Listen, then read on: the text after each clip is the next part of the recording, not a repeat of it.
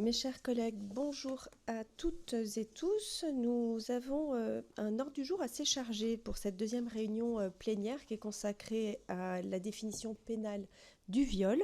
En premier lieu, nous aurons une audition commune de Madame Audrey Darzonville, qui est professeure de droit pénal, Monsieur François Lavallière, qui est magistrat, et Madame Catherine Lemagresse, qui est chercheuse en droit, auquel je souhaite la bienvenue. Merci à vous trois.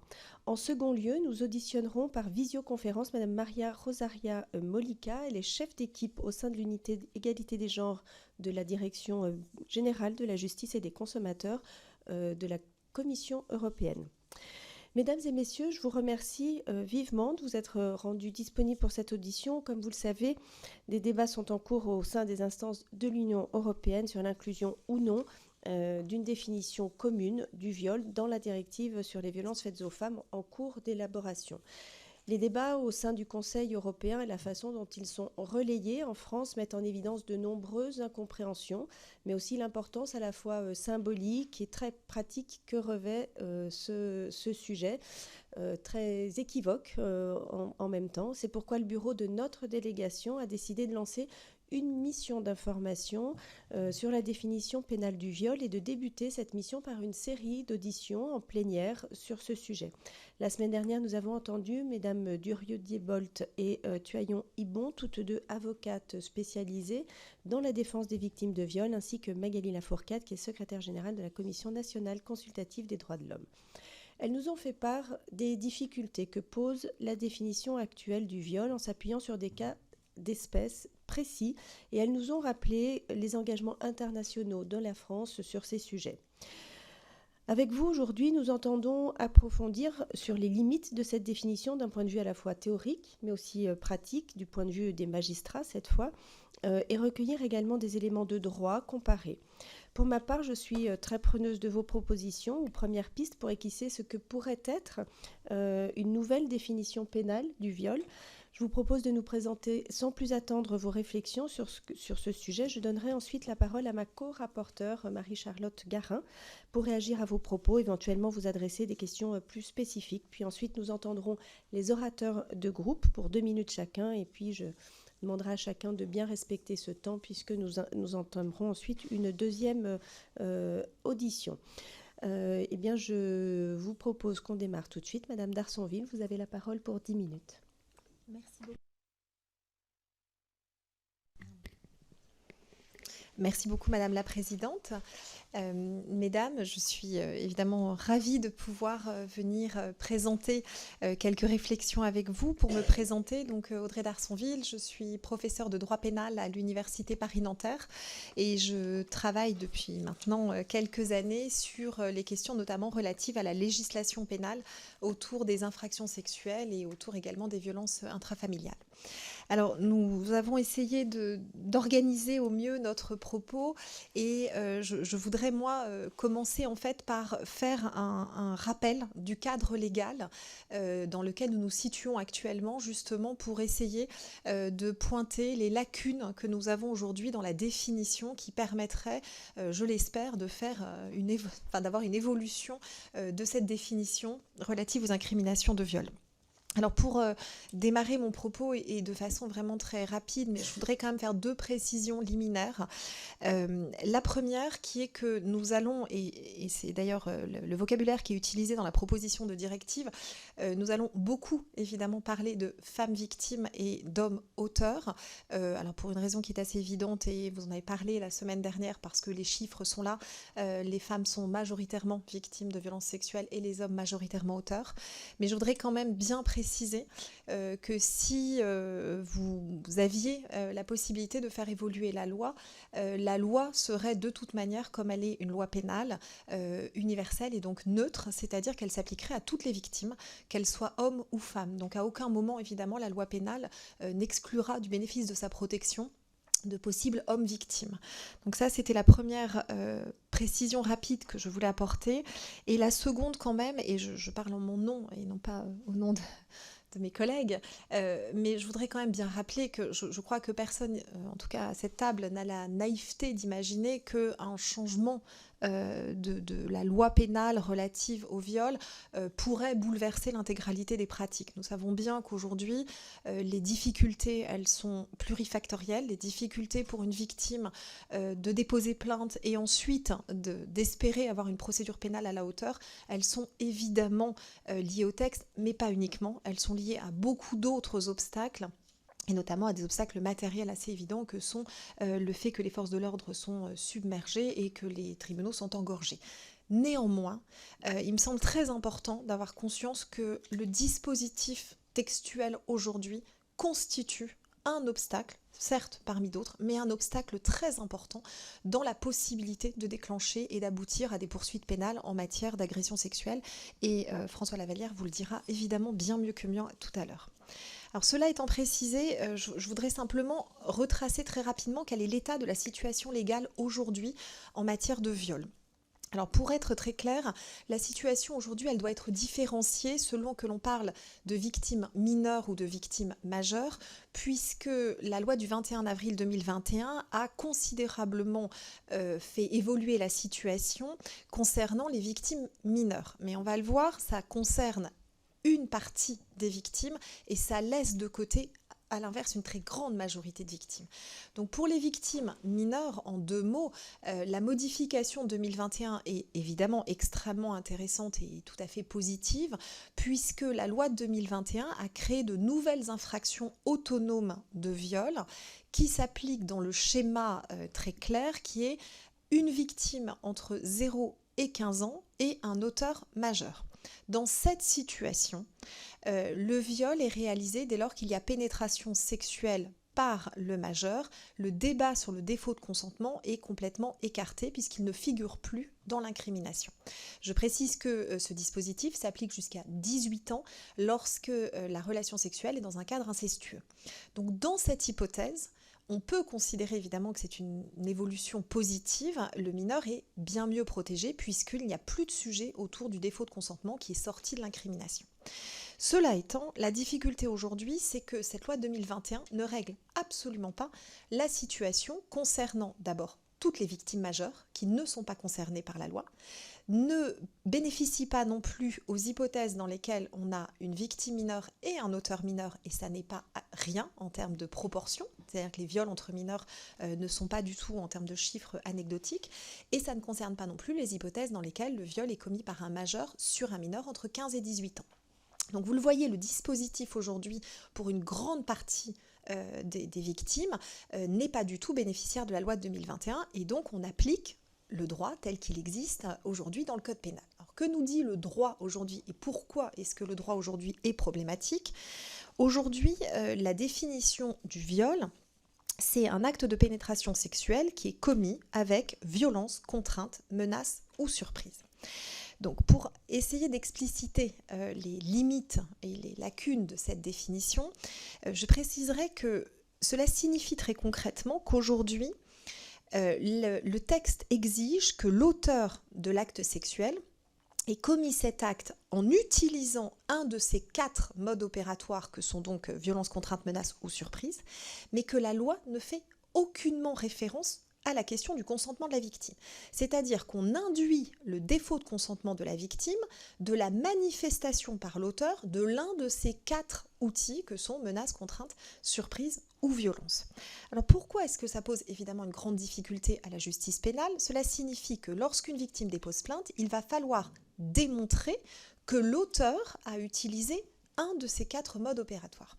Alors, pour aller très rapidement, la menace et la violence sont des modes opératoires que nous connaissons assez bien en droit pénal, puisqu'ils sont définis dans la loi, et ne posent pas de difficulté théorique. Ça ne veut pas dire que c'est forcément très simple à démontrer d'un point de vue pratique, mais en tout cas, on comprend ce que signifient ces 2 outils que sont la menace et la violence. La grande difficulté aujourd'hui, elle concerne la contrainte morale et la surprise, qui évidemment, c'est pas évident, mais qui sont très problématiques parce que là aussi, on le sait, contrairement à une image assez récurrente, majoritairement, les viols sont commis par des auteurs qui sont dans la sphère proche.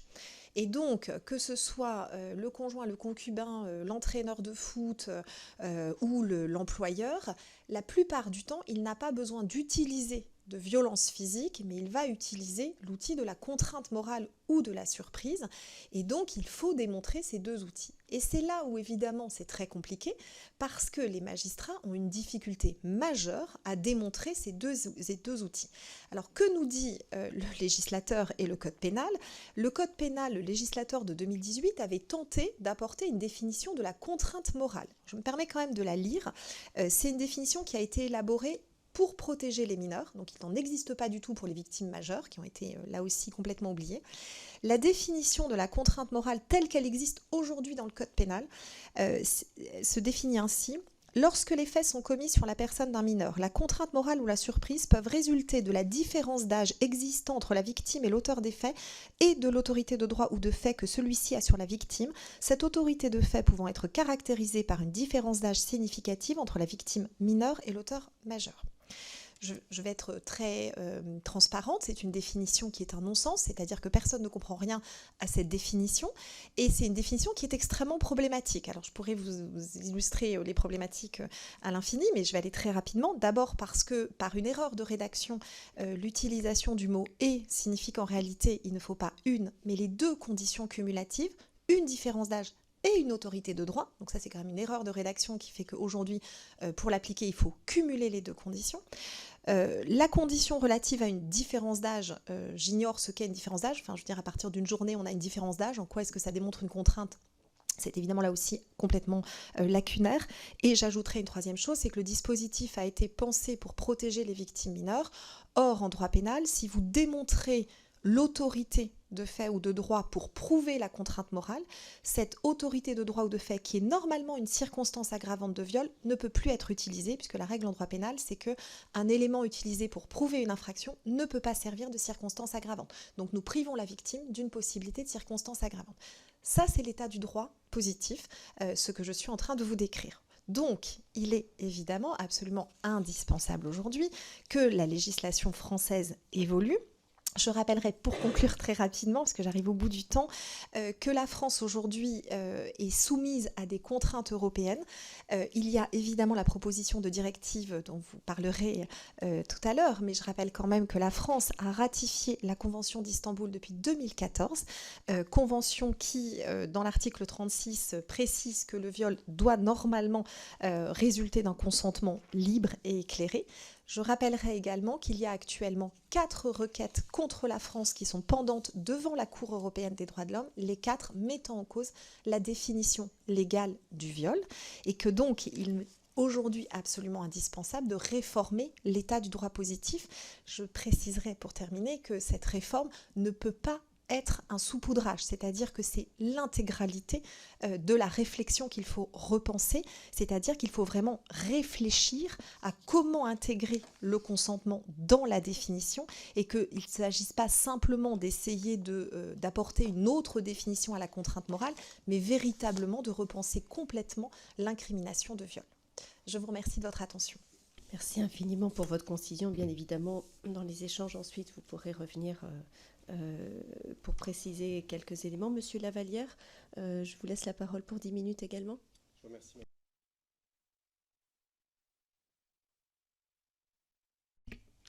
Je vous remercie, Madame la Présidente, Mesdames, Messieurs les députés. Qui suis-je ? Je suis un praticien du droit. Je suis la bouche de la loi, ou plus précisément, je suis la bouche qui prononce les paroles de la loi selon la formule de Montesquieu. Et je ne peux, disait-il, n'en modérer ni la force ni la rigueur. Je dois l'appliquer. Alors la loi, je l'ai étudiée, je l'ai appliquée, je l'enseigne depuis bientôt 20 ans, le temps de 4 législatures complètes. Pour devenir magistrat, j'ai étudié la loi, j'ai cherché le sens qui était le sien pour mieux la comprendre et l'appliquer à sa juste mesure. J'ai exercé pendant 5 ans au parquet, j'ai dirigé des enquêtes, j'ai classé sans suite certaines procédures, j'ai requis à l'audience et je me suis levé des centaines de fois pour faire appliquer cette loi, celle qui est le ciment de notre société. J'étais juge d'instruction, alors j'ai reçu et écouté les victimes, j'ai interrogé les mises en cause, j'ai fait faire des expertises, j'ai reçu des témoins et j'ai rendu des ordonnances, soit de non-lieu, soit de renvoi devant la cour d'assises ou devant le tribunal correctionnel. J'ai siégé aux assises également et j'ai présidé pendant plus de 10 ans des audiences correctionnelles, pendant lesquelles j'ai questionné les prévenus, les accusés, parties civiles, témoins, et j'ai aussi condamné, mais aussi relaxé.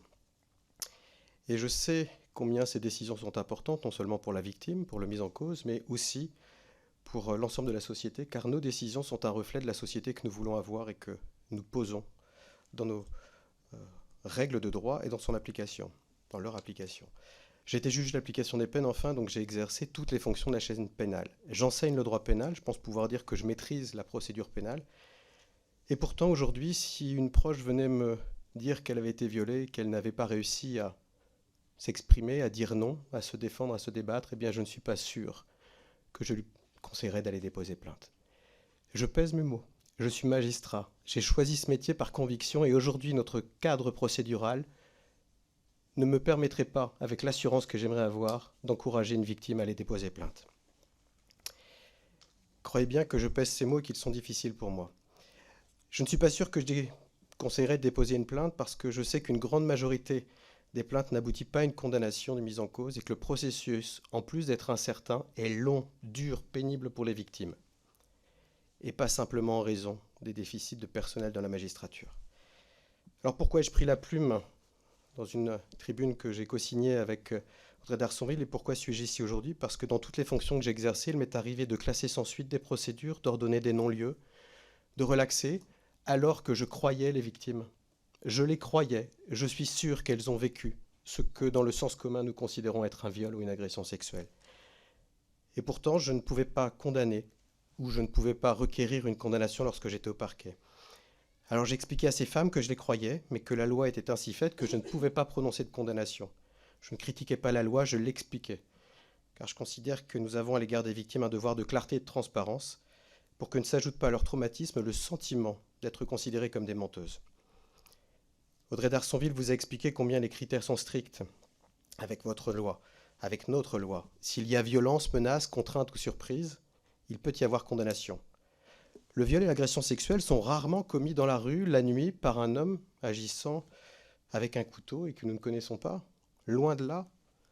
Pour ces situations, oui, notre loi est suffisante.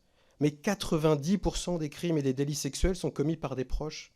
Dans ces situations, il est souvent impossible de condamner car la contrainte, qui est souvent à l'œuvre, est très difficile à prouver, quelle soit la manifestation de l'emprise, d'un contrôle coercitif, d'une dépendance financière ou par peur de représailles.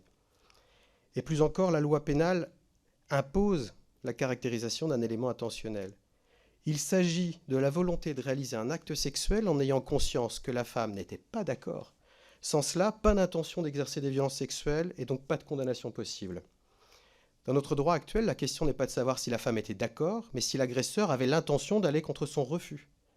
L'on se moque de savoir si elle était d'accord ou non. La seule question de l'élément intentionnel est de savoir si l'homme avait conscience d'aller outre un refus de la femme. Aujourd'hui, il est reproché aux enquêteurs, aux juges et aux procureurs de porter trop d'attention au comportement de la victime. C'est vrai que nous posons beaucoup de questions qui peuvent sembler intimes, mais c'est parce que les termes de la loi nous y contraignent. Une femme peut porter la tenue qu'elle veut, elle peut avoir les pratiques sexuelles qu'elle souhaite, elle peut avoir accepté précédemment un contact sexuel, elle peut même inviter l'homme à son domicile et l'embrasser. Elle a le droit de refuser le contact sexuel. Oui, elle en a le droit. Donc ces questions ne sont pas pour juger ce comportement, mais c'est parce que, pour démontrer l'élément intentionnel de l'auteur dans notre droit actuel, il faudra que les juges comprennent ce qui s'est passé, ce que ce dernier, le mis en cause, a pu percevoir, comprendre, imaginer pour pouvoir lui opposer que manifestement, cette femme ne voulait pas l'acte sexuel et qu'il en avait conscience. Lorsqu'elle est apeurée, en état de sidération psychique, qu'elle ne peut pas réagir ou lorsque son corps se laisse faire par peur de mourir, comment faire? C'est pour les victimes une sanction supplémentaire, parce qu'elles n'ont rien dit ou rien pu faire, elles ne seront pas reconnues victimes juridiquement. Si nous changeons la loi et imposons à l'homme de demander l'accord, ce serait différent. Changer les choses, changer la loi, il nous est répondu que cela serait trop compliqué. Trop compliqué. Mais comment expliquer à une victime qu'il serait trop compliqué d'imposer à un homme de lui demander son accord, de vérifier qu'elle accepte avant tout acte sexuel? Je souhaiterais vous livrer une comparaison entre le vol et le viol, en droit pénal. Si un homme s'empare frauduleusement d'un objet, si je prenais, Madame la Présidente, votre téléphone à l'instant et que je partais, je pourrais être poursuivi et jugé, condamné pour un vol. On n'irait pas, je ne pourrais pas prétendre, mais Madame la Présidente n'a rien dit, ou au contraire, je ne pourrais pas dire, vous n'irez pas chercher. Les juges n'iraient pas chercher si vous êtes opposé, si vous êtes débattu, si vous avez crié. Le simple fait que je me sois emparé de votre téléphone suffirait à entraîner ma condamnation. Comment pouvons-nous expliquer à des femmes victimes que leur corps, leur intégrité ne méritent pas le même respect, la même demande? J'ai cherché à comprendre comment notre droit était ainsi fait, pourquoi il était ainsi fait. J'ai lu, j'ai beaucoup lu, et j'ai découvert notamment les travaux de Catherine Lemaguérès qui est ici à mes côtés. Je lui dois une révélation, et je l'assume pleinement. Sans elle, je pense que je serais encore dans l'obscurité qui était la mienne. Parce que je ne voyais pas comment notre système avait pu en arriver là. J'appliquais la loi, simplement. Mais aujourd'hui, je pense vraiment que nous devons la changer, cette loi. Et la révélation, je l'ai eue notamment en comprenant que notre droit, posait comme un postulat qu'il y avait une sorte de présomption de consentement. Mais je laisserai Catherine présenter cette idée car elle est la sienne et j'adhère totalement à ce qu'elle a dit, comme j'adhère totalement d'ailleurs à ce qu'ont pu dire Audrey d'Arsonville et les 3 personnes qui sont intervenues la semaine dernière.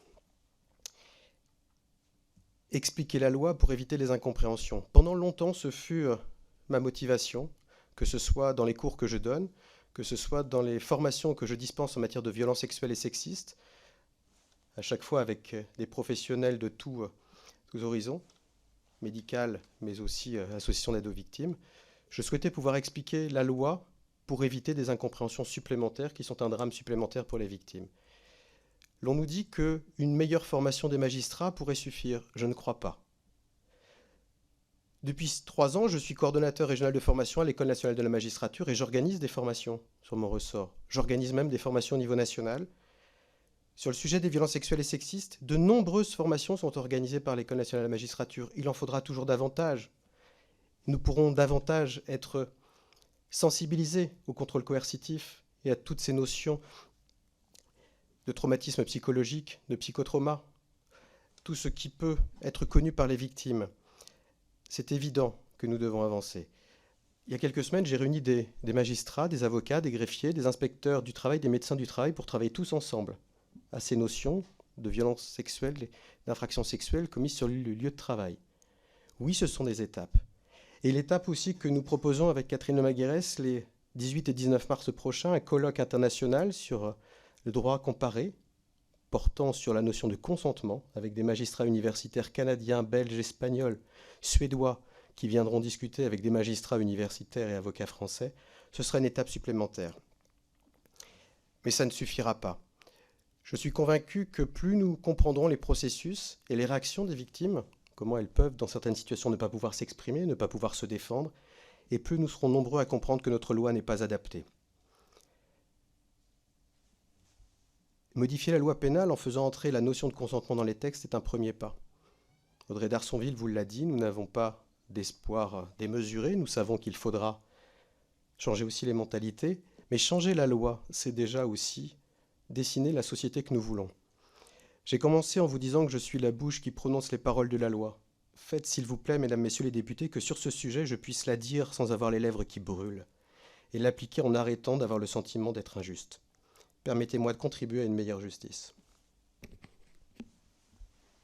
Merci infiniment pour ce témoignage. Je propose que Madame Lemaguérès, vous preniez la parole pour 10 minutes. Merci Madame la Présidente. Bonjour à toutes et à tous. C'est un rendez-vous important pour nous que la représentation nationale s'empare de ce sujet. Alors moi, je suis juriste de formation.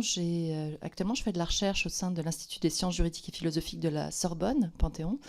Mais j'ai longtemps travaillé au sein de l'AVFT, l'Association européenne contre les violences faites aux femmes au travail, pendant 15 ans, où j'ai pu accompagner des victimes, hommes et femmes, victimes de violences sexuelles et sexistes dans leur travail et ce sont ces paroles de victimes et ces expérimentations à leur côté, leur accompagnement au procès, les formations, que j'ai eu envie de traduire dans une thèse pour alerter le milieu juridique sur le fait que notre droit était très dysfonctionnel sur ces questions. Je me suis dit finalement, nous accompagnons les victimes. Je rejoins complètement le témoignage, les analyses de monsieur François Lavallière.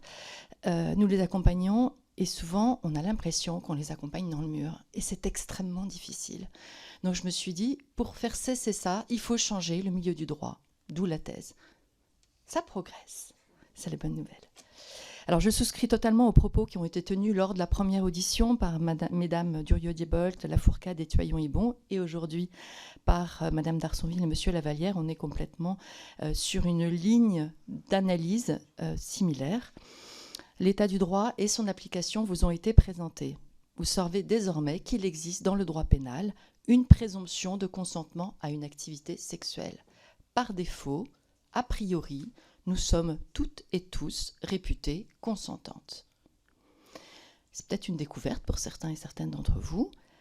Cette présomption, elle est réfragable. Ça veut dire qu'on peut apporter la preuve inverse, on peut la renverser, et elle s'efface s'il peut être prouvé que l'agresseur a eu recours à un de ces 4 éléments dont madame Darsonville parlait, violence, contrainte, menace ou surprise, pour imposer le contact sexuel. Là, j'ouvre une petite parenthèse, parce qu'en fait, on exige un surcroît de violence. Car le viol implique déjà la violence. Il faut faire violence pour pénétrer une personne qui ne désire pas ce contact intime. Nous avons tendance à l'oublier. Ça veut dire que, c'est un moment très important, la preuve d'un refus, d'une absence de consentement, ne suffit pas à constituer l'infraction. Nous avons une audition où l'agresseur à la VFT on a dans le procès verbal d'audition, si elle avait dit non, j'aurais arrêté, mais elle a seulement dit non. Ça ne suffit pas à constituer l'infraction. C'est une condition nécessaire mais pas suffisante. Il doit être corroboré par le recours à un de ces 4 éléments de violence, contrainte, menace ou surprise. Autrement dit, le droit dit aux agresseurs qu'ils peuvent choisir d'ignorer le refus des victimes, des personnes contre qui ils atteignent à l'intimité. Le droit le leur permet. Le droit leur interdit simplement de recourir à une violence, contrainte, menace ou surprise, ce qui est très différent. Ça veut dire que profiter de la sidération, ça a été dit, la sidération de la victime, ça passe. Ça veut dire qu'insister jusqu'à ce qu'elle cède, ça passe. Et je pourrais présenter un certain nombre d'exemples qui vous ont déjà été présentés par mes camarades antérieurement. Je vous invite à regarder et écouter l'interview courageuse et implacable d'Anouk Grimberg dans l'affaire Depardieu sur France Inter, où elle dit « Une femme qui ne hurle pas, ce n'est pas une femme qui dit oui, c'est une femme qui est morte. » Je ferme les guillemets. Oui, une part de soi meurt lors d'un viol. Je rappelle en outre, ça a été dit par Madame Darsonville, que jusqu'à la loi du 21 avril 21, ces dispositions s'appliquaient, y compris pour les mineurs. C'est-à-dire que, y compris pour les mineurs, on devait faire la preuve de ces violences, contraintes, menaces, surprises. Et Maître Durieux-Diebolt nous a rappelé en invoquant la situation de Sarah, 11 ans, violée par un homme de 28 ans.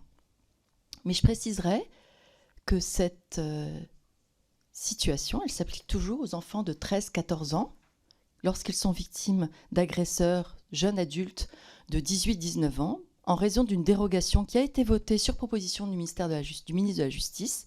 Je fais ici référence à la mal nommée clause Roméo et Juliette qui exige 5 ans d'écart d'âge entre l'agresseur et la victime.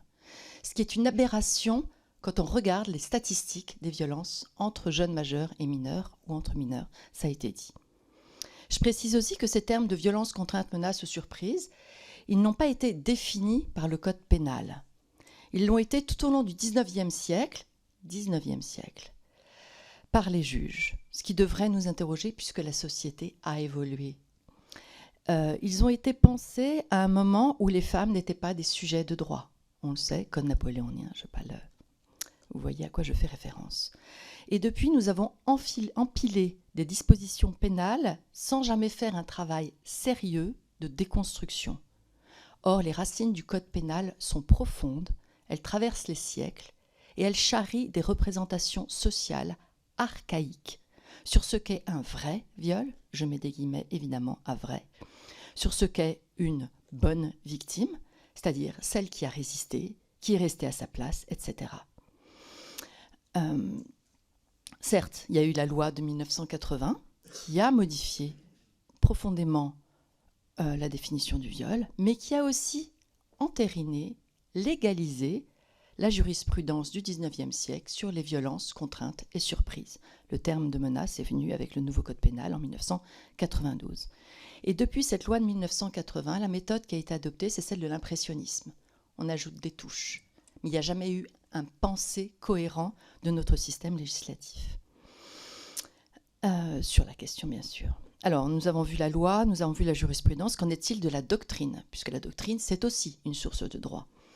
Et là, je dois dire, et nous en avons parlé pour préparer cette audition, c'est assez intéressant de voir à quel point les juristes pénalistes refusent d'interroger les présupposés idéologiques de notre code pénal. On observe que, globalement, ces critiques-là, non seulement ne les ont pas intéressées, il n'y a eu aucune distance critique de la part des pénalistes, si on accepte bien sûr les juristes féministes en France et dans le monde, mais également que lorsque l'on tente de le dénoncer, ça suscite une assez forte opposition et une assez forte résistance que vous rencontrerez bien évidemment dans vos travaux, si ce n'est déjà le cas. Je précise aussi, quand on lit les commentaires sous les arrêts rendus par différentes cours de la part de ces pénalistes, une très grande confusion. Parce que, par exemple, lorsqu'il y a un viol par surprise ou par contrainte, on va nous parler d'un consentement qui a été extorqué. On retrouve très régulièrement cette formulation-là. Mais dans un viol, il n'y a pas de consentement. Donc, s'il n'y a pas de consentement, il ne peut pas être extorqué. On voit la complète confusion dans laquelle sont certains pénalistes lorsqu'ils commentent, lorsqu'ils traitent de ces questions de violences sexuelles et sexistes. Alors, il y a des changements très récents. Certains pénalistes, femmes et hommes, appellent à un changement. Moi, j'ai comptabilisé à peu près 4 ou 5 articles dans la revue juridique Dalloz qui donnent la parole à des maîtres de conférences et professeurs et magistrats. Et évidemment, je ne compte pas mes 2 voisins et voisines dont on a bien compris qu'ils étaient pour ce changement.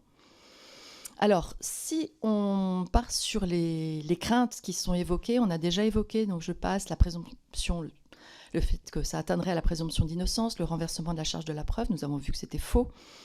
Le fait que ce serait à la victime de prouver, c'est faux aussi. C'est l'inverse qui va se passer, puisqu'on va demander à la personne qui est mise en cause quelles mesures raisonnables vous avez prises pour vous assurer du consentement de monsieur ou madame.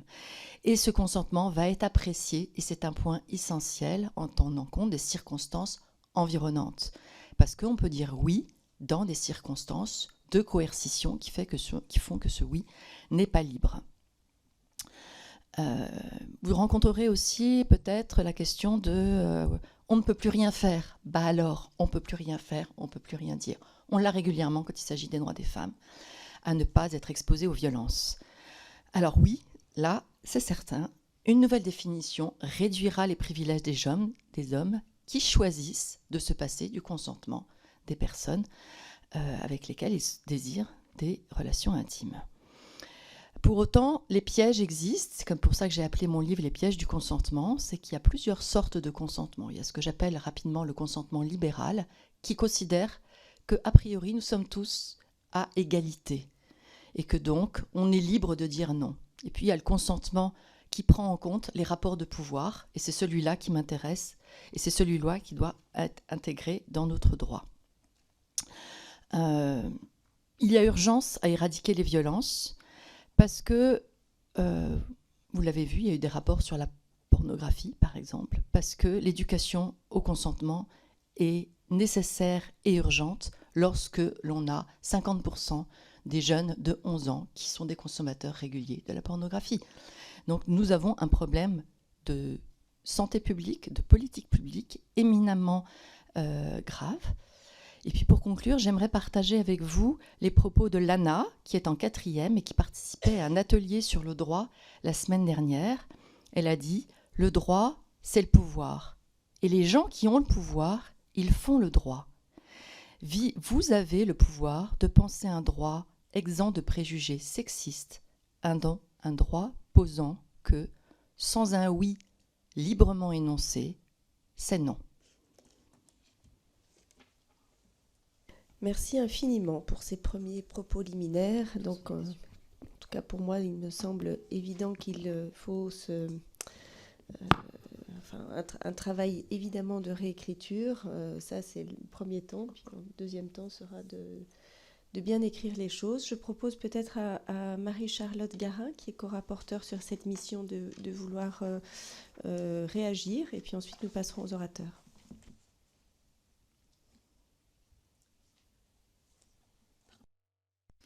Merci, et merci infiniment pour vos propos très riches et très denses, et parfois très émouvants aussi par leur justesse. Je vais réagir à chacun de vos propos individuellement, puis à la fin la question est un peu pour chacune d'entre vous. Vous évoquiez, Madame d'Arsonville, la question de la contrainte morale. Est-ce que du coup ça supposerait qu'il faudrait qu'on modifie pas seulement l'endroit de la définition du viol, mais du coup d'autres endroits dans le texte, et si oui, du coup lesquels ? Puisque nous, on partait en ciblant plus spécifiquement la question de la définition du viol, mais si on entend que pour faire, on va dire, le travail correctement et avoir un impact qui soit le plus complet possible, il y a d'autres endroits, je serais intéressée de savoir quels sont-ils selon vous. Monsieur Lavallière, je vous partage mon émotion d'entendre un homme et un magistrat souligner qu'en fait, il est difficile aujourd'hui dans notre pays de dire aux femmes d'aller porter plainte parce qu'on sait à quel point le processus est long et difficile, et moi en tant que femme et en tant que féministe, je suis bien en difficulté de le faire. Et donc il y a un côté presque réparateur de vous entendre le dire, donc merci pour ça. Je pense qu'on a tous et toutes ici conscience que la loi n'est pas une baguette magique et que réécrire la loi ne suffira pas, et c'est aussi les travaux du HCE qui sont en cours à ce sujet-là, sur comment est-ce qu'on va modifier peut-être toute la chaîne de prise en charge pour mieux accompagner les victimes. Merci aussi de poser la question, et vous l'avez quasiment tous et toutes fait, la question de finalement il y a le bon viol, celui qui est au bon endroit, au bon moment, on a des traces, on a crié, on a des témoins, et je crois que nous ce qu'on essaie d'interroger avec cette mission, c'est quid des autres, et comment est-ce qu'on prend en charge les victimes des autres viols, donc c'est la question qu'on pose aussi collectivement. Et quant à vous, Madame Le Magarès, sans me tromper, vous disiez que les racines du code pénal sont profondes. Du coup, comment est-ce que nous, avec une réécriture, on pourrait prendre en compte tout cela, finalement, et pas venir faire du saupoutrage, comme vous l'avez dit. Et vous avez mentionné 2 points qui étaient finalement la question de quelles mesures raisonnables avez-vous pris pour vous assurer du consentement de la victime, et aussi, vous parliez du consentement qui prend en compte les différences de pouvoir. Et ça, c'est quelque chose qui nous intéresse. On sait que c'est aussi une question qui revient beaucoup, et une crainte des associations qui luttent pour les droits des femmes, de se dire attention, en modifiant, comment est-ce qu'on s'assure que finalement, même le oui librement énoncé, il n'est pas sujet à d'autres contraintes. Et donc, quelles modifications on pourrait faire, très concrètement dans l'écriture, pour s'assurer qu'on prend en compte ces points-là, et que la modification se traduirait et par cette question qui va être posée de quelles mesures raisonnables avez-vous prises, mais aussi comment est-ce qu'on prend compte des questions d'asymétrie de pouvoir. Finalement, je suis un peu curieuse de voir comment vous transposez tous les faits que vous avez énoncés dans une écriture qui vienne répondre aux craintes qu'on peut avoir et qui viennent évidemment apporter des solutions aux questions que l'on pose. Merci beaucoup. Merci infiniment, chers collègues. Alors, avant de vous redonner la parole, en fait, on donne la parole aux orateurs de chaque groupe. Et pour le groupe Renaissance, Mireille Clapeau.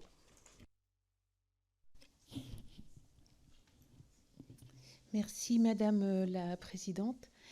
Merci Mesdames et Messieurs pour votre exposé liminaire très intéressant et comme ça a été dit, même émouvant, puisqu'il nous permet de nous projeter dans la psyché de ces victimes qui non seulement ont été victimes, mais en plus revisitent les événements en se demandant ce qu'elles n'ont pas fait ou pas assez fait pour que la loi puisse s'appliquer à elles. Ce sujet est très attendu par les Françaises et les Français. Il s'agit de l'introduction de la notion de consentement dans la définition pénale du viol. Un récent sondage IFOP le 24 novembre montre que 9 Français sur 10 sont favorables à une loi définissant le viol comme un rapport sexuel sans consentement. Mais pour autant, d'autres voix s'élèvent et je vais citer par exemple Catherine McKinnon, juriste, avocate, autrice américaine qui a écrit sur la question du consentement et qui affirme que le consentement est une idée romancée et que le gros problème que pose l'introduction de la notion de consentement est qu'il fait peser le débat pénal sur le comportement de la victime et non plus sur le comportement de l'auteur, et qu'il sous-estime les questions d'inégalité de genre et de domination. J'espère ne pas avoir trop raccourci la pensée riche et complexe de Catherine McKinnon. Je voudrais également mentionner un autre article paru dans Le Point qui était intitulé « Viol, la France dit non au permis de coucher ». Ce titre démontre l'ampleur du chemin à parcourir et l'ampleur des mythes à déconstruire sur la notion de viol. Et puis nous pouvons également citer le succès du film issu du livre Le Consentement et puis les récentes révélations sur Gérard Depardieu, ou non révélations d'ailleurs, tout le monde savait, mais ça rentre un peu plus dans le débat public. Donc ma question sera double. Est-ce que l'introduction de la notion de consentement risquerait de fragiliser la position de victime ? Ou à contrario, est-ce qu'il y a un risque de renversement de la charge de la preuve ? Je vous remercie. Merci, chers collègues. Pour le Rassemblement national, Marie-Christine Engrand. Merci Madame la Présidente. Mesdames et messieurs, merci d'abord pour votre présentation, qui était à la fois émouvante et très riche. Alors, d'après l'analyse Interstat, un service statistique du ministère de l'Intérieur de novembre 2002, le nombre de viols ou de tentatives de viol enregistrés par les services de sécurité intérieure a explosé de 44,1% entre 2019 et 2021. Cette libéralisation de la parole des victimes, bien qu'encore parcellaire, a probablement été permise par plusieurs évolutions législatives et morales. Je pense aux lois de 2017 et 2021, allongeant le délai de prescription des agressions sexuelles et viols ayant accompagné le mouvement MeToo. Dans le même temps, le ministère de la Justice affiche en page d'accueil un score spectaculaire des taux de réponse pénale, 89% en 2022. Comme chacun sait, ce score exceptionnel n'est que le résultat d'une politique du chiffre imposée par la loi qui dure depuis 20 ans. Et à la marge de ce taux de réponse pénale séduisant, vivote dans l'ombre une immense majorité de femmes qui n'osent toujours pas parler. Et les chiffres leur donnent raison, car d'après le ministère de la Justice, seuls 14,7% des plaintes pour viol ont donné lieu à une peine. Je ne crois pas que la majorité des quelques personnes déposant plainte ait intérêt à mentir et à endosser la posture encore trop souvent infamante de la victime. À ce titre, je veux croire que la définition pénale du viol ne permet pas aux magistrats de trancher en faveur d'une condamnation. Mais entre la sévérité du nombre de sanctions pénales pour ce type de plainte et le taux de réponse pénale mirobolant, il y a bien sûr un hiatus que j'aimerais que vous éclairiez. Est-ce que les obstacles sont réellement d'ordre juridique ou sont-ils plutôt matériels ? Je pense par exemple aux difficultés rencontrées pour caractériser les viols sur mineurs commis par des mineurs. Est-ce qu'une actualisation de la définition juridique du viol permettra selon vous d'aboutir réellement à des sanctions pénales pour les violeurs ? Ou est-ce que les difficultés rencontrées pour déterminer l'absence de consentement pour des agressions majoritairement commises à huis clos ne sont-elles pas plus larges et relèvent également de la nature de ces types d'agressions qui rend pénible ou impossible aux magistrats de trancher avec certitude ? Merci. Merci. Pour la France Insoumise, Pascal Martin.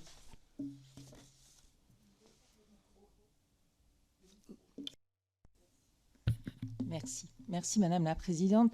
J'adhère tout à fait aux propos de ma collègue Marie-Charlotte Garin par rapport aux témoignages que vous nous avez apportés et aux exemples.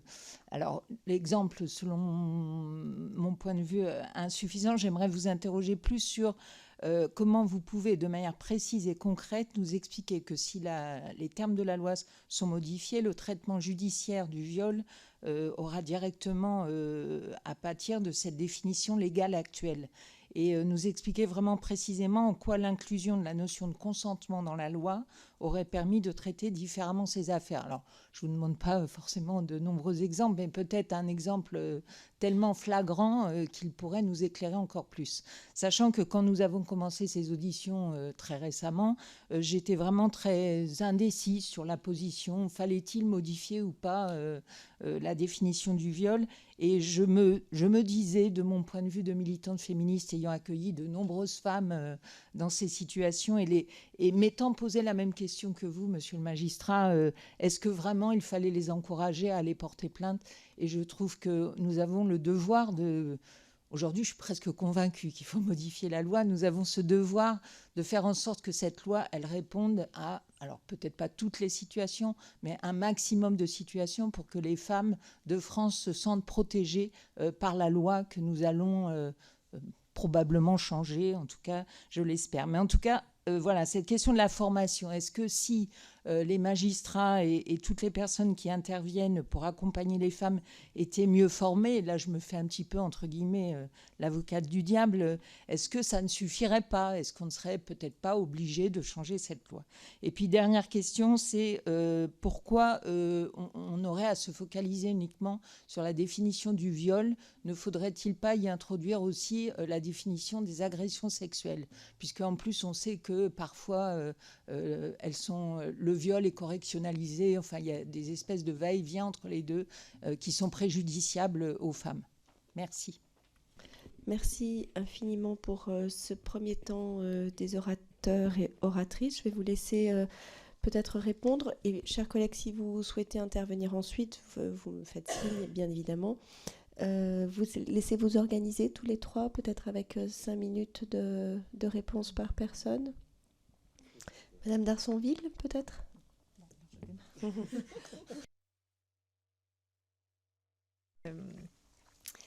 Alors, je vais essayer de répondre et peut-être d'ailleurs que la question que vous m'avez posée, Madame Garin, répondra en même temps à votre, enfin en partie évidemment, à votre question sur les agressions sexuelles, puisque votre question était notamment de savoir si, enfin comment il fallait envisager une modification législative et s'il ne fallait l'envisager qu'à l'aune du viol. La réponse pour moi elle est non évidemment, puisqu'il faut évidemment inclure les agressions sexuelles. Nous n'avons évoqué que le viol, mais en réalité aujourd'hui notre structure dans le code pénal elle est similaire. Ce qui change c'est l'acte matériel, puisque le viol c'est l'acte de pénétration sexuelle, l'agression c'est une atteinte sexuelle au corps, mais l'élément structurant qui est le même c'est l'utilisation de la violence, menace, contrainte ou surprise. Donc évidemment que si vous changiez la loi pour le viol, elle change de facto pour l'agression sexuelle. Donc les deux sont pensés en même temps. Et donc, pour répondre, je pense que s'il faut revoir, évidemment qu'il faut surtout repenser la structure même. Parce qu'aujourd'hui, dans le code pénal, on a un article liminaire qui rappelle que les agressions sexuelles, donc viol et agression sexuelle, sont des actes qui sont commis avec violence, menace, contrainte, surprise. Et ensuite, on a une déclinaison de ce qu'est le viol, puis ce qu'est l'agression sexuelle. Repenser complètement la matière, et donc, évidemment, c'est un peu l'objet de ce que nous essayons de dire ce soir, imposer l'exigence d'un consentement libre et éclairé vaudrait bien sûr pour les deux. Et donc, à mon avis, tous les premiers articles liminaires qui définissent fort maladroitement, notamment la contrainte morale, pourraient être amenés à complètement disparaître pour n'avoir plus qu'une définition du viol comme un acte de pénétration sexuelle qui exige le recueil du consentement libre et éclairé, et la même définition pour l'agression sexuelle avec un élément matériel différencié.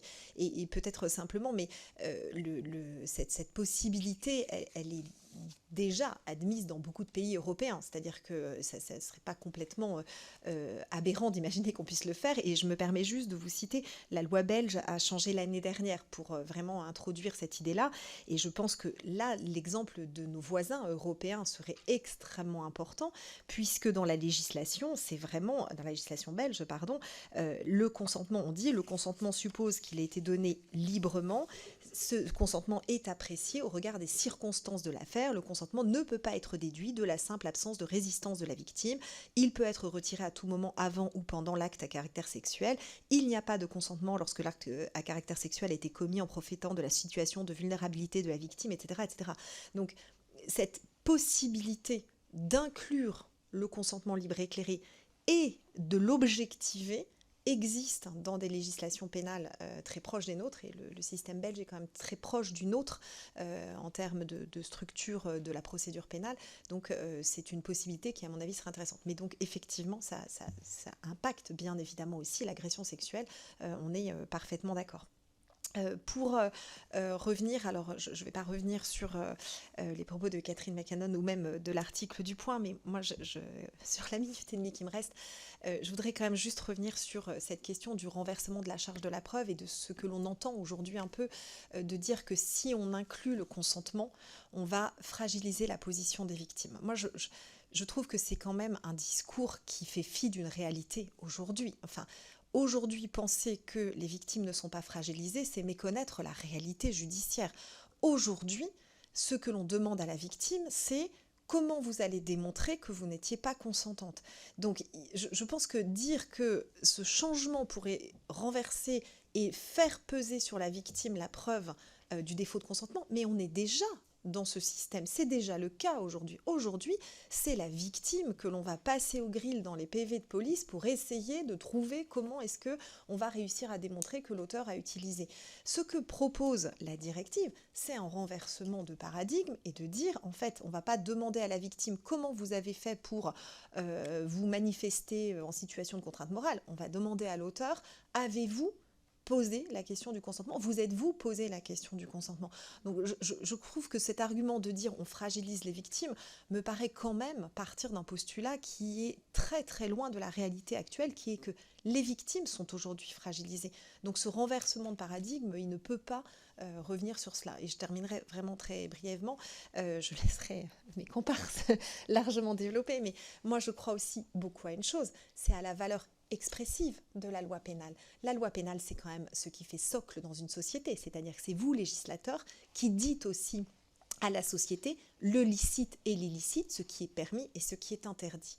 Dire dans la loi pénale que toute relation sexuelle doit être faite avec le consentement libre et éclairé de son partenaire, c'est aussi un message que vous, législateurs, vous allez faire passer à la société. Parce qu'aujourd'hui, ça n'est pas le message qui ressort de la loi. Le message, c'est, comme vous l'a fortement bien dit Catherine Lemagarès, c'est qu'on considère que tout le monde est consentant. Là, c'est l'inverse, ce sera de dire il faut vérifier le consentement. Et je crois que, puisque la question, et pardon, je ne réponds pas dans le temps que j'ai, mais des viols sur mineurs, c'est aussi ça. L'éducation, elle passe aussi par la loi pénale. C'est-à-dire que l'éducation sexuelle au collège, quand vous pourrez la faire asseoir sur un dispositif légal qui impose le recueil du consentement. Moi, je crois beaucoup au message de la valeur expressive et communicationnelle de la loi pénale. Je crois que c'est extrêmement important dans une démarche d'éducation, parce que la loi seule ne changera pas les mentalités. Il faut faire changer la société de regard sur ce qu'est un viol et ce qu'est le recueil du consentement.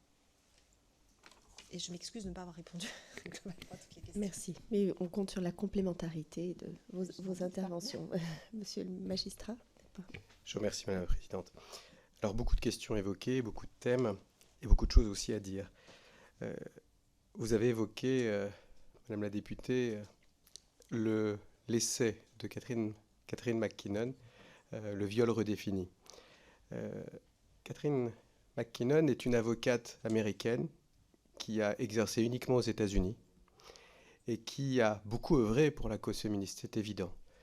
Mais le droit français, permettez-moi de vous le dire, je pense qu'elle ne le maîtrise pas assez. Je n'aurais pas en cause le sens de son analyse sur le fait que le consentement soit une notion, une idée romancée. Oui, il y a une question de pouvoir. D'ailleurs, le viol est une question de pouvoir, vous diront beaucoup de personnes qui ont travaillé sur ce sujet. Elle a raison sur beaucoup d'aspects. Je ne partage pas ses conclusions et son analyse juridique française. Je pense que nous n'avons pas la même expérience de la pratique des juridictions françaises, du droit français. Un article du Point, vous l'avez évoqué, au titre qui m'a heurté. Dire que mettre le consentement au cœur de la définition du viol et d'agression sexuelle serait accorder un permis de coucher, c'est méprisant, à mon avis, pour les femmes qui lisent cet article. Et c'est méprisant pour ceux qui essayent depuis des années de faire évoluer ce droit. Si nous nous limitions à dire que le viol est un rapport sexuel ou un contact sexuel sans consentement, ce serait inopérant, ce serait insuffisant et ce serait très difficilement applicable dans nos juridictions et dans notre droit. Par contre, si nous prenons, alors je ne prendrai pas l'exemple belge, il vous a été donné, mais je vais parler des Canadiens. Les Canadiens, dans les années 80 et les années 90, par 2 lois successives, ont bouleversé leur architecture concernant les agressions sexuelles, qui concernent non seulement ce que nous appelons agressions sexuelles, mais aussi les viols. Ils ont posé comme postulat que l'on doit demander l'accord, le consentement, un consentement libre, éclairé, positif, pourrait-on dire aujourd'hui avec les termes que nous utilisons. Et ils ont rajouté, article suivant, le fait d'avoir reçu un consentement ne valide pas tout. Plus précisément, il y a des circonstances, celles qu'évoque Catherine McKinnon, des circonstances dans lesquelles une relation de pouvoir, d'ascendant, qu'elle soit financière, cette dépendance, qu'elle soit hiérarchique, ou qu'elle soit liée à tout autre élément qui perturbe et qui invalide le consentement libre et éclairé, eh bien, si nous sommes dans ces situations-là, le consentement exprimé ne suffira pas. Et les Canadiens nous disent, dans leur loi, et en 20 ans, enfin plus de 20 ans maintenant désormais, plus de 30 ans que cela s'applique, oui, cela fonctionne. Cela fonctionne et l'homme, parce que numériquement ce sont des hommes qui sont plus concernés par ces faits, 90% des faits sont commis par des hommes, eh bien les hommes doivent s'assurer, doivent prendre des mesures raisonnables, le terme que prenait Catherine Maguérès tout à l'heure, pour vérifier le consentement. Est-ce si compliqué de demander, même dans une relation intime, si l'on est d'accord sur tel ou tel acte? Je ne crois pas que ce soit impossible, loin de là. Vous avez évoqué, Madame la députée, la question de la prescription, qui pourrait être, enfin, des lois sur la prescription qui auraient pu faire exploser le nombre de plaintes entre 2019 et 2021. Je ne pense pas que ce soit la réponse. Car rappelons une chose, c'est que les lois de prescription, les lois qui vont changer, qui changeraient la définition, ne s'appliqueraient qu'aux nouveaux faits. Donc même si l'on allonge la prescription, si elle était déjà acquise, cela ne remet pas en cause l'acquisition de la prescription. Donc si une augmentation importante il y a eu du dépôt de plainte, c'est parce que la parole s'est libérée. Et ce ne sont pas simplement des moyens humains qui manquent, c'est un cadre juridique qui manque pour les protéger. Je vous l'ai dit tout à l'heure, même si nous devons être plus de magistrats, même si aujourd'hui nous n'avons pas les moyens techniques de donner une réponse suffisante en termes de rapidité, la loi, si elle ne change pas, n'amènera pas davantage de réponses pour les victimes. Ça, c'est pour moi une évidence que je crois partager avec tous ceux qui ont travaillé sur ce sujet. Vous nous avez demandé, Madame la députée, en quoi, si la loi avait été différente, avec ce consentement au cœur de la définition, cela aurait pu changer le sort de certaines victimes. Eh bien, dans des situations où une victime face à moi me disait « mais je n'ai pas réussi à lui dire non, j'avais peur ». Tout à l'heure, lorsque Catherine Maguérès vous parlait de ce sentiment de mort, cette description que nous donne un grand nombre de victimes, eh bien, si l'homme en face n'a pas eu un non, n'a pas eu face à lui une femme qui se débattait ou qui disait non, eh bien, nous ne pourrons pas, avec le droit actuel, le condamner, quelles que soient les raisons qui ont bloqué, qui ont empêché l'expression de la parole ou la défense de la femme. Nous ne pouvons pas avec le droit. Si la loi nous dit, comme je vous y invite, comme l'ont fait les Canadiens, que l'homme doit prendre les mesures raisonnables pour s'assurer du consentement, si cet homme demandait à cette femme « es-tu d'accord ?» et qu'il n'y a pas de réponse, ou qu'il voit ce visage figé, eh bien nous pourrons condamner. Aujourd'hui, nous ne le pouvons pas, car nous allons chercher dans l'intention de l'homme, et uniquement l'intention de l'homme, s'il avait conscience d'aller outre un refus de celle-ci. Je suis tout à fait d'accord avec ce que vous disiez, Audrey d'Arsonville, pour le reste des questions. Et je vais laisser la parole à Catherine de Maguérès pour partager ses idées.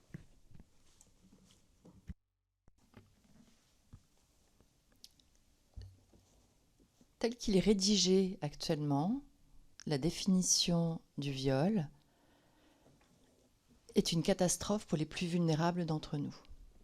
C'est-à-dire que moins on est en état de réagir lorsqu'on est victime d'agression sexuelle ou de viol, plus l'agresseur va échapper à sa responsabilité. La sidération, ça a été dit, mais je redonne le chiffre, selon une étude suédoise dont on a les références, qu'on trouve sur Internet facilement. La sidération, c'est 70% des victimes de viol qui la subissent. qui ne peuvent rien faire et contre lesquels les agresseurs n'ont besoin d'aucune violence, contrainte, menace ou surprise. Ça veut dire que notre droit offre sur un plateau les victimes les plus vulnérables, celles qui sont en situation de handicap, celles qui sont particulièrement précaires économiquement, celles qui sont sans papier, bref, vous avez compris, toutes les situations de vulnérabilité, quelles qu'elles soient économiques, psychologiques, physiques, etc. Sur l'aspect obstacle matériel ou juridique, ça vous a été... on a déjà répondu, mais peut-être quand même, comme vous avez demandé, une situation bien précise. Une situation qui est probablement la victime que j'ai accompagnée, qui me reste le plus sur le cœur. Vraiment, je pense souvent à elle. C'est une femme qui était en France réfugiée politique, la seule à pouvoir travailler pour élever ses 2 enfants, avec son mari qui n'était pas en état de travailler du fait des tortures qu'il avait subies, qui trouve un travail, qui est harcelée, puis violée 3 fois par son employeur.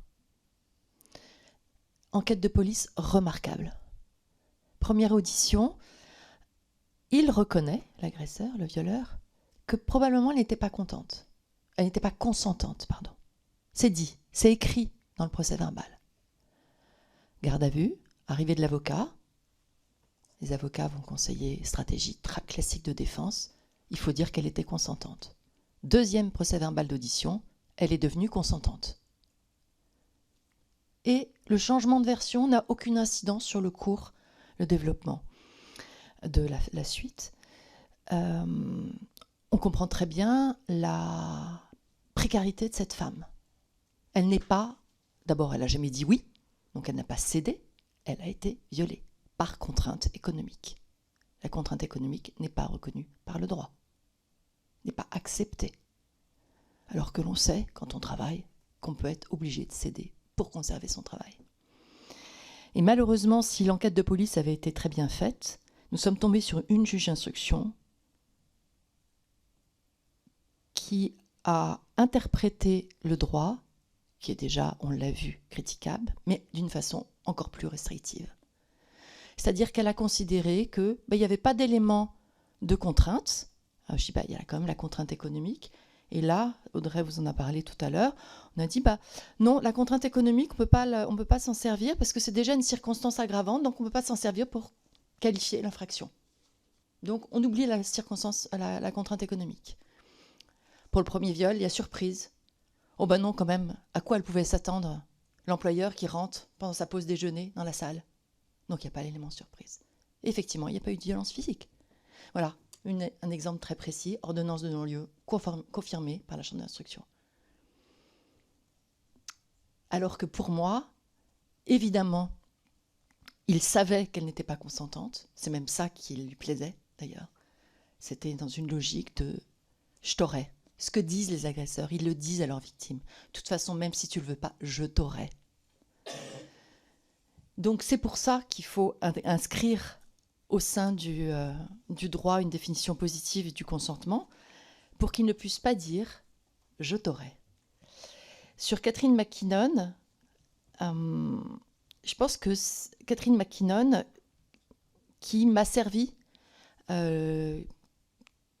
longtemps, j'ai longtemps travaillé avec ses écrits, avec ceux d'Andrea Dworkin, avec laquelle elle a travaillé, effectivement ne connaît pas le droit français et surtout souhaite pouvoir répliquer la stratégie juridique qu'elle a eue aux États-Unis dans les années 70, qui était de faire reconnaître le harcèlement sexuel comme une discrimination. C'est-à-dire que son champ de réflexion intellectuelle, c'est tout faire rentrer comme une atteinte à l'égalité. Or, la question des violences sexuelles pose avant l'égalité la question de la liberté, de l'autonomie des personnes. Et c'est une approche que Catherine McKinnon se refuse d'avoir. Nous avons échangé, je connais Catherine McKinnon, et je lui ai fait remarquer qu'elle ne citait jamais dans ses travaux l'exemple du Canada, qu'elle ne connaît pas, je pense. Et donc, pour répondre aussi à votre question, comment on fait les Canadiens? Monsieur Lavallière a commencé, mais je vous lis les articles 271, 272, 273.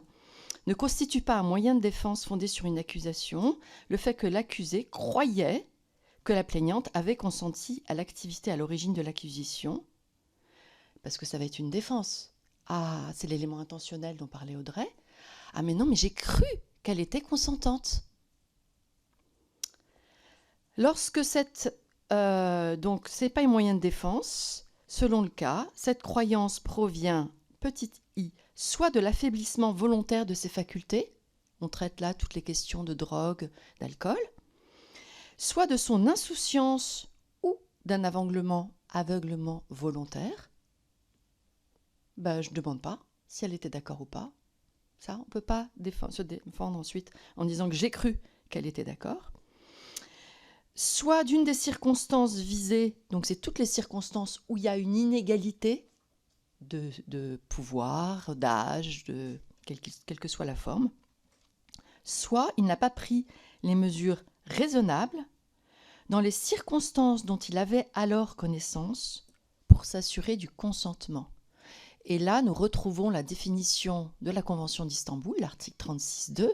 Et d'ailleurs, ce n'est pas un hasard, puisque pour travailler à cet article, les rédacteurs et rédactrices de la Convention d'Istanbul ont fait un travail de droit comparé, donc notamment en s'appuyant sur ce qui existait au Canada, en Suède, en Écosse. Et donc, c'est normal que la Convention d'Istanbul reprenne les meilleures dispositions qui existaient dans le droit positif. Et puis, dernier point, il n'y a aucune preuve que l'accord volontaire du plaignant a été manifesté de façon explicite par ses paroles ou son comportement.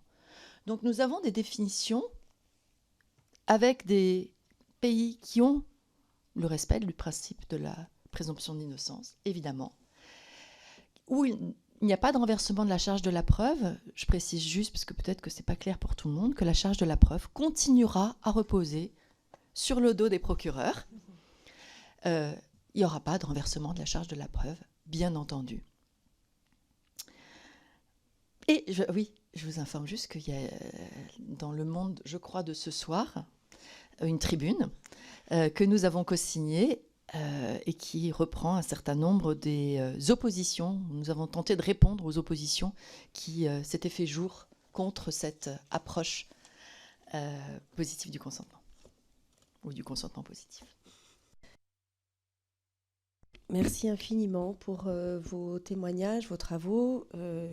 On répond évidemment à la première question de pourquoi faire évoluer. En tout cas, on voit bien les premiers éléments. Ensuite viendront les auditions des rapporteurs avec le fait de travailler concrètement. J'ai un de nos collègues qui me demande une interpellation. Est-ce qu'on peut passer à la deuxième audition et que vous soyez l'interlocuteur, parce qu'on a notre commissaire européenne qui est à distance? C'est OK pour vous? Merci.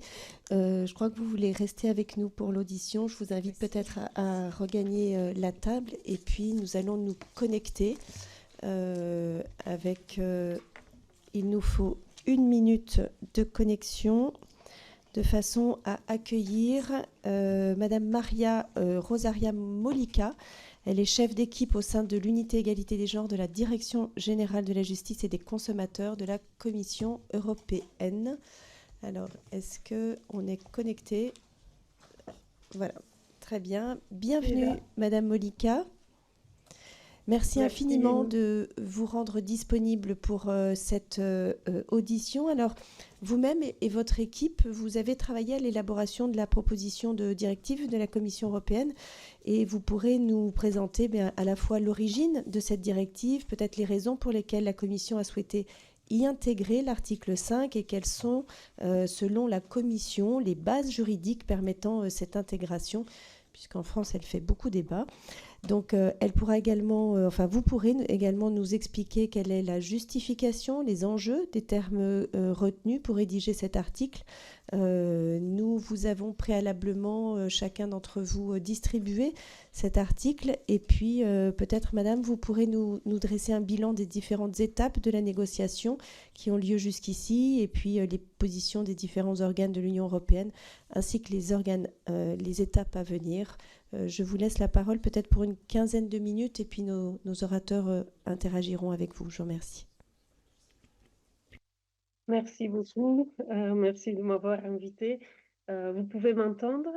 Tout se passe bien? Très bien, Je merci. suppose. Très bien. Donc, j'attaque tout de suite le sujet. Pourquoi l'origine et le pourquoi de cette initiative législative? Tout d'abord, il y avait eu nombre d'appels de la part de parties prenantes, y compris le Parlement européen, qui demandait à la Commission d'adopter une proposition de directive visant à lutter contre la violence à l'égard des femmes. Ensuite, avec la Commission von der Leyen, cette question est devenue une des priorités politiques majeures, au point que la présidente de la Commission a fait une promesse dans ses orientations politiques, et la promesse consistait dans le fait de veiller à ce que l'Union européenne fasse tout ce qui est en son pouvoir pour lutter contre la violence à l'égard des femmes et la violence domestique, protéger les victimes et punir les délinquants. La proposition était donc annoncée initialement dans la stratégie de l'Union européenne en faveur de l'égalité entre les hommes et les femmes, la stratégie qui couvre la période 2020-2025. Et il y a un an, au mois de mars, finalement, la Commission a effectivement adopté sa proposition de directive. Il s'agit du premier instrument de l'Union qui vise deux objectifs. Le premier, l'objectif d'assurer les droits des victimes de la violence à l'égard des femmes et de la violence domestique à un niveau spécifique. Donc, les droits et les articles que vous voyez dans la proposition de directive ont été étudiés et élaborés dans le but de satisfaire, de rencontrer les besoins spécifiques de ce groupe de victimes. Deuxième objectif, réduire la prévalence de ce type de violence dans l'ensemble de l'Union. Bien brièvement, il y a 5 domaines qui sont couverts par la proposition de directive. Tout d'abord, la définition et les sanctions de certaines infractions pénales qui sont considérées formes de violence à l'égard des femmes. Deuxièmement, la protection et la facilitation de l'accès à la justice pour les victimes. Troisièmement, la fourniture d'une aide spécialisée aux victimes. Quatrièmement, la prévention, et pour finir, la coordination et la coopération entre les acteurs concernés. La proposition de directive, effectivement, dans son chapitre 2, à l'article 5, criminalise le viol. La définition de viol a été faite se basant uniquement sur l'absence de consentement de la part de la victime. La raison pour laquelle on a considéré nécessaire d'inclure la criminalisation du viol réside dans le fait qu'une analyse comparative des différents des différents droits criminels au niveau national a montré qu'il y avait un gap important. À peu près la moitié des États membres conservent une définition de viol qui fait référence aussi à l'usage de la force, de la contrainte, de la menace ou de la surprise, comme c'est le cas en France. Or,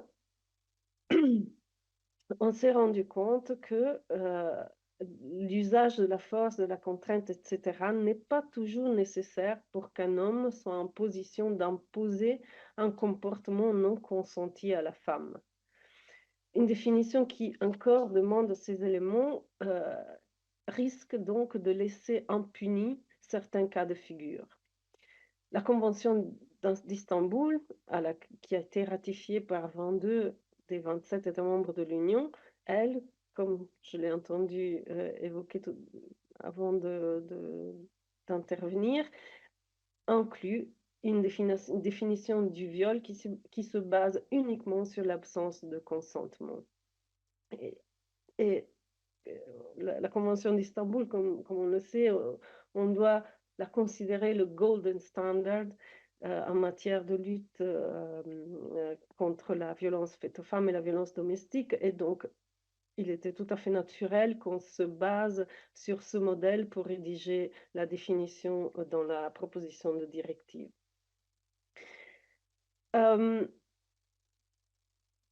Les enjeux qui se présentent à nous à présent sont dus au fait que, au sein du Conseil, donc comme vous savez, la directive est en cours d'être négociée par les co-législateurs, le Parlement d'une part et le Conseil d'autre part. Et il y a un désaccord majeur. Le Conseil, une partie des États membres au sein du Conseil s'oppose à l'inclusion de la criminalisation du viol au motif qu'elle manquerait de base juridique adéquate. Cette position a été fort influencée par un avis du service juridique du Conseil d'il y a à peu près un an, dans lequel il était conclu que, étant donné que le viol est une forme de violence sexuelle, il ne peut pas également être considéré à la fois en même temps comme une forme d'exploitation sexuelle. Or, nous avons bien sûr, avant de proposer la criminalisation du viol, bien analysé les contraintes et les requis de la base juridique dans l'article 83, paragraphe 1 du traité, et notamment la base juridique de l'exploitation sexuelle des enfants et des femmes. Et nous avons conclu à l'inverse que c'est bien une base juridique qui peut être utilisée pour proposer une définition du viol au niveau de l'Union européenne. Il est vrai que c'est une première. Donc la base juridique s'appelle exploitation sexuelle des femmes et des enfants. La partie exploitation sexuelle des femmes n'avait pas encore été utilisée. Donc on n'a pas une définition exhaustive et incontestable qui est par exemple faite par la Cour de justice ou autre.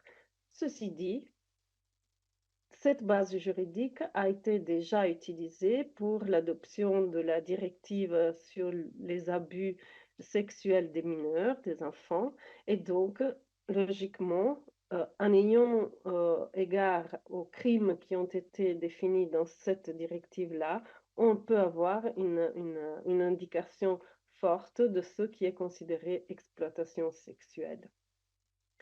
On a conclu que dans le viol, comme dans le cas de l'exploitation sexuelle des enfants, qui dans la directive est appelé abus sexuel des enfants, notamment l'article 3, paragraphe 5, petit 3, les éléments sont les suivants. Il y a une exploitation d'une position vulnérable de la victime, qui est opérée par l'agresseur, par le délinquant, pour abuser sexuellement du corps de la victime pour sa gratification personnelle. Ces trois éléments sont présents tant dans le cas du viol des femmes que dans le cas des abus sexuels des mineurs. Et à noter que dans la directive sur l'abus sexuel des mineurs, la criminalisation qui était faite couvre tant les abus sexuels des enfants au-dessous de l'âge de consentement sexuel que les abus sexuels des enfants au-dessus de l'âge de consentement sexuel, qui doivent donc être vus comme dans une position comparable à celle des femmes.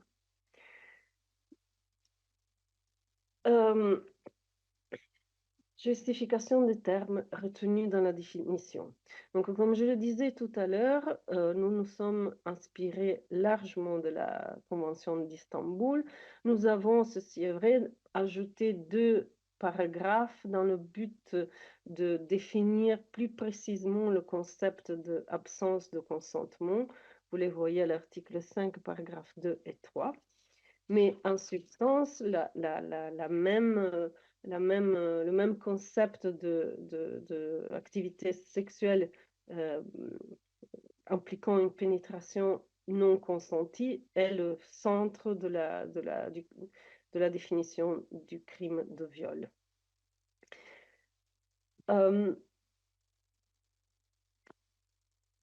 Fin novembre, la présidence espagnole a proposé un compromis global dans lequel le Conseil accepterait de réintroduire la criminalisation du viol dans la directive. Comme vous le savez peut-être, lors de l'adoption du mandat en juin, le Conseil a décidé de supprimer cet article. Donc, dans ce compromis global, le viol serait réintroduit en échange du respect de toutes les autres lignes rouges qui sont reflétées dans le mandat du Conseil même. Alors que le Parlement était prêt à accepter ce compromis dans le but d'assurer l'adoption de la directive au plus vite, une minorité de blocage au Conseil a créé l'impasse. Et c'est là où on se trouve à présent. Ce n'est pas un secret que la France et l'Allemagne, malheureusement, font partie de cette minorité. Comme je le disais, la raison principale qui est affichée est celle de l'absence d'une base juridique, mais nous ne pouvons pas nous empêcher de penser, d'imaginer que derrière cet argument, il y a aussi une sorte de jalousie de certains États membres pour tout ce qui est droit pénal, et c'est normal. Et la crainte que si aujourd'hui on utilise la base juridique pour criminaliser le viol, à partir de demain, cela créerait un précédent et à partir de demain, l'Union européenne commencerait à criminaliser toute forme d'abus sexuel des femmes, ce qui ne serait pas bienvenu par beaucoup d'États membres. Or, nous sommes en train de discuter, quand on a des réunions informelles, Conseil, Parlement et Commission, on discute de comment essayer apaiser les craintes qui peuvent consolider ce refus de la criminalisation du viol. On a pensé par exemple à la rédaction de considérants qui indiquerait, qui expliquerait, qui rappellerait les principes généraux auxquels le législateur européen doit se tenir, le principe de subsidiarité, de nécessité, de proportionnalité, pour expliquer que ce n'est pas dans tous les cas de figure qu'une initiative législative peut être adoptée au niveau européen. On peut aussi souligner le caractère unique du crime du viol s'il n'est pas défini sur base de l'absence de consentement, continue de laisser place à ce qu'on appelle discrimination structurelle homme-femme, qui fait que certains hommes voient les femmes dans une position subordonnée telle qu'ils se croient permis d'imposer toute conduite sur la femme, nonobstant l'absence de son consentement. Brièvement, les positions des deux co-législateurs, comme vous pouvez l'imaginer, sont à l'opposé, sont diamétralement à l'opposé. Le Parlement, dans son rapport, a rajouté 6 crimes dans le chapitre 2, le mariage forcé, la stérilisation forcée, intersexual genital mutilation, donc la mutilation génitale des personnes intersexes, et d'autres encore. Dans les autres chapitres, le Parlement vient rajouter des éléments encore plus ambitieux pour la protection, le support et l'accès à la justice des victimes de ces formes de violence. De l'autre côté, le Conseil, dans son mandat, a réduit certains articles à l'os. Pour vous donner un exemple, l'article qui prévoit la compensation aux victimes se borne à présent dans le mandat du Conseil à prévoir le principe et le droit pour la victime de demander une compensation totale, mais tous les paramètres que nous avions inclus dans cet article, dans la proposition de directive, ont été dilués. Que dire, c'est bien sûr la Commission voit favorablement les rajouts faits par le Parlement et regrette le manque d'ambition du Conseil, mais on est à la fin de cette législature. On doit très rapidement arriver à un accord entre les deux co-législateurs, et donc on s'attache maintenant à l'essentiel pour la Commission. La criminalisation du viol, pour venir au sujet d'aujourd'hui, est quelque chose d'essentiel. Elle est justifiée d'un point de vue de l'action de l'Union, étant donné que la moitié des États membres, comme je le disais tout à l'heure, ont encore dans leur code pénal une définition qui est obsolète. Elle reflète le modèle de la Convention d'Istanbul, qui est accepté par la grande majorité des États membres. Donc, en bref, on ne voit pas une raison spécifique pour ne pas ouvrir la porte à cette criminalisation. Demain aura lieu le 4e trilogue sur cette initiative législative. Il s'agira d'un trilogue particulièrement court, seulement 1 heure. Et la raison est, comme je vous le disais, le fait que le compromis global proposé par la présidence a été finalement rejeté. Et donc, demain, les 3 parties, la Commission, le Conseil et le Parlement, feront état de l'échec de ce compromis global. Et on essaiera de voir quelles sont les pistes alternatives qui pourraient être parcourues pour rallier les positions du Parlement et du Conseil, notamment. Voilà, je m'arrête là. Merci infiniment pour ces informations extrêmement précises, puis sur la solidité finalement sur laquelle vous appuyez la base juridique. Est-ce que vous pourriez, dans le cadre finalement de cet échec du trilogue, donner la perspective de la vie du texte pour la suite? Voilà, en tout cas, moi, quelle serait ma demande? Et puis, je laisse la parole pour notre orateur pour la France Insoumise, Loïc Prudhomme. Pardon, pas Loïc Prudhomme, Jean-François Coulombe, excusez-moi.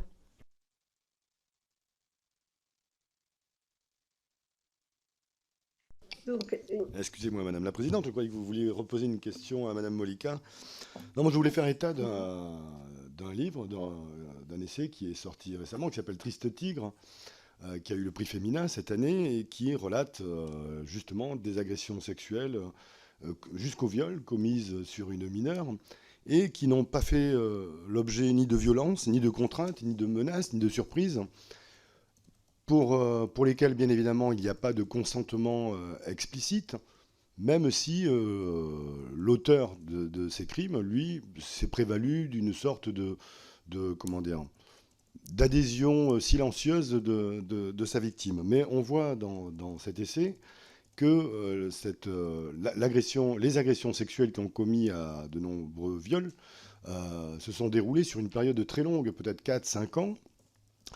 Et la question que je voudrais vous poser, Madame Mollica, c'est pourquoi au niveau de l'Union européenne, il n'y a pas eu la recherche d'un compromis en intégrant également la définition qui est celle de la France aujourd'hui et d'autres pays, j'imagine, de façon à enrichir la définition de pays comme la France de celle du consentement. Pourquoi est-ce que serait exclusive l'une l'autre ou pourquoi il n'y a pas une compatibilité à les faire cohabiter dans le même texte législatif, en fait? Merci, chers collègues. Je crois que je n'ai pas d'autres interventions. Moi, peut-être simplement redemander, Madame Mollica, et préciser que le Parlement a dit qu'il refuserait de voter cet article, enfin en tout cas la directive, si on ne réintroduisait pas l'article 5, malgré le fait qu'il y ait le compromis. Or, on voit bien que tous les pays de l'Union européenne aujourd'hui vont devoir mettre retraduire la Convention d'Istanbul. Donc, de votre point de vue, quels sont les freins qui continuent encore du point de vue finalement des États dans la perspective qui est la vôtre? Et je rappelle que vous êtes fonctionnaire européen. Oui, tout à fait. Donc, je commence par la question qui faisait référence à Triste Tigre et ce cas d'agression sexuelle, y compris le viol pendant une longue durée, malgré le fait qu'il n'y avait pas d'usage de force ou autre. Ce genre de situation est précisément ce qu'on vise à couvrir avec une définition qui ferait abstraction, qui ne demanderait comme conditio sine qua non que la force ou la menace ou la contrainte ou la surprise soit présente elle aussi. On veut s'assurer que une femme qui tout simplement, we say it in English, who freezes, qui n'est plus capable d'exprimer quoi que ce soit, tellement est son état de choc, puisse être protégée par le droit et puisse être vue comme une victime de viol si il est ensuite démontré qu'il y avait une absence de consentement. Et maintenant, pour venir à votre question, est-ce qu'il n'est pas possible d'intégrer la définition de viol dans le code français, dans la définition qu'on propose dans la directive? On a pensé à une solution qui pourrait être viable, qui serait celle qui est d'ailleurs, qui prend appui dans le compromis global que la présidence a mis sur la table. La présidence a reformulé légèrement la définition de viol. Comme je le disais tout à l'heure, dans la définition de la proposition de directive initiale, le concept d'absence de consentement est élaboré plus loin que dans la Convention d'Istanbul. Or, la présidence espagnole a légèrement modifié la définition pour faire en sorte vraiment que les mots soient exactement les mêmes que la définition du viol dans la Convention d'Istanbul. Ceci donnerait comme avantage que la définition plus spécifique de qu'est-ce que c'est absence de consentement est laissée aux États membres. Or, nous avons un petit peu analysé le cas de la France, et même si la définition dans le code pénal demande l'usage de force, contrainte ou la présence de surprise, on sait que la jurisprudence de la Cour de cassation donne une interprétation de la définition de viol telle que de facto, elle est alignée à la définition de la Convention d'Istanbul. En fait, les quelques requis de la définition du code pénal sont interprétés de manière telle que l'absence de consentement peut être constatée parce que dans une situation donnée, la coercion, la contrainte, est interprétée de manière tellement large que elle arrive à couvrir le cas d'une jeune femme ou d'une femme qui reste complètement immobile. Donc oui, la réponse courte, il y a moyen de faire en sorte que les définitions existantes dans certains États membres, dans le cas de la France, parce qu'on sait que la jurisprudence de la Cour de cassation raligne dans les faits la définition du code pénal au standard de la Convention d'Istanbul, ceci serait acceptable. Disons, pour le dire autrement, la France n'aurait pas nécessairement à changer son code pénal. Ceci étant dit, le but doit rester une définition de viol qui est la plus protectrice des victimes. Et quels sont les freins, malgré le fait... Maintenant, je dois vous dire, la présidence a proposé ce compromis global, c'était le 22 novembre, il me semble, et les États membres n'ont pas eu énormément de temps pour analyser le compromis global, et je pense, c'est un instinct complètement compréhensible, certains peut-être ont dit non, ont maintenu leur non par précaution. Je veux croire que peut-être avec un peu plus de temps, en construisant des considérants qui seraient plus rassurants, pour les raisons que je disais tout à l'heure, que ce n'est pas parce qu'on fait ça aujourd'hui que l'Union européenne commencera à criminaliser tout et n'importe quoi, etc.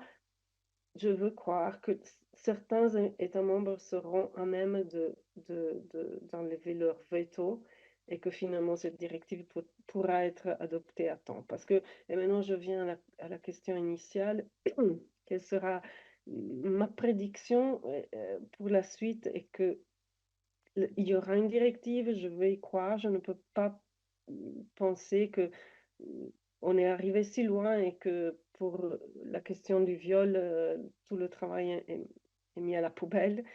Mais le temps est court. Même si les élections du Parlement ne seront qu'en juin, le Parlement arrête de travailler plus tôt. Et en substance, on doit arriver à un accord au courant du mois de février. Donc, je vous invite à faire la pression qui est nécessaire pour que le gouvernement français, qui par ailleurs, sur tous les autres fronts, est très, très